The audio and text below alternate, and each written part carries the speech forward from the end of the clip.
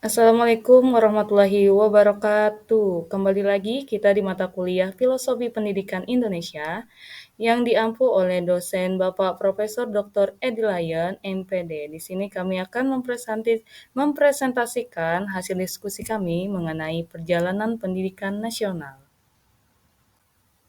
Pertama-tama perkenalan nama kelompok dulu. Yang pertama ada Sinta Wulandari dan Herni. Oke, baik. Materi pertama akan disampaikan oleh teman kita yang bernama Herni. Kepada Herni kami persilahkan. Yang pertama yaitu praktek pendidikan sebelum kemerdekaan atau zaman kolonialisme. Pendidikan hanya diberikan kepada kaum bangsawan.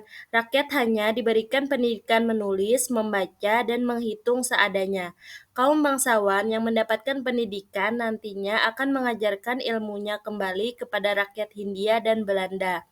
Pendidikan yang didapatkan bangsawan Indonesia terpilih semata-mata untuk mencari keuntungan untuk mensukseskan orang-orang Hindia dan Belanda.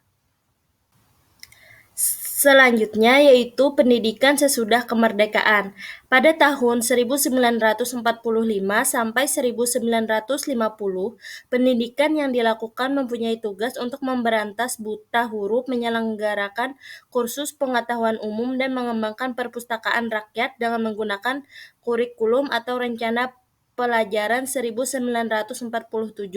Yang kedua, pada Orde Baru, menjadi pijakan dasar baru dalam mengarahkan jalan kurikulum yang digunakan pada orde ini, yaitu kurikulum 1984 yang mengusung proses Skill of Rose. Dan selanjutnya pada masa reformasi, perkembangan pendidikan di Indonesia pada masa ini sangat dipengaruhi oleh perubahan konstitusi yang menjadi salah satu agenda reformasi perubahan kurikulum, juga mewarnai sejarah pendidikan di Indonesia. Selanjutnya yaitu model-model pendidikan saat ini yang dapat melepaskan belenggu dan memerdekakan peserta didik. Model pendidikan yaitu terbagi menjadi 3. Yang pertama, penerapan model pembelajaran yang berpusat pada siswa, yaitu PBL dan PJBL. Yang kedua, pembaharuan kurikulum menjadi kurikulum merdeka. Dan yang ketiga, yaitu penerapan nilai-nilai kurikulum merdeka belajar. Selanjutnya akan dipresentasikan oleh teman saya, Sinta Wulandari.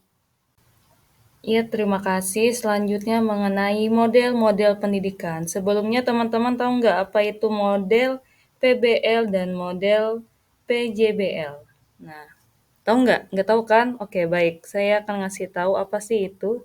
Yang pertama, PBL atau Problem Based Learning, yaitu model pembelajaran yang mengutamakan seberapa aktif peserta didik dalam selalu berpikir kritis dan selalu terampil ketika dihadapkan pada penyelesaian suatu permasalahan.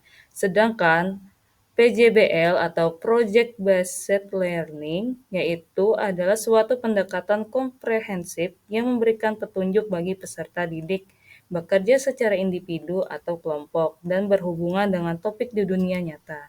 Nah, langsung saja yang pertama teman-teman model PBL.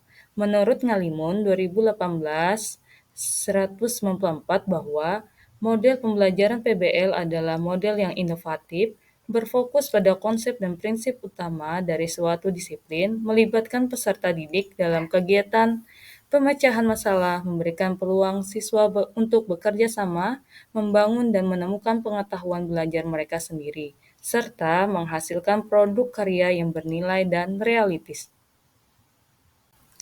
Selanjutnya, model pembelajaran inquiry. Nah, pada model pembelajaran ini yang mendorong siswa untuk terlibat aktif dalam proses pembelajaran dalam membentuk konsep-konsep dengan cara melakukan percobaan. Lalu, model pembelajaran berdiferensiasi.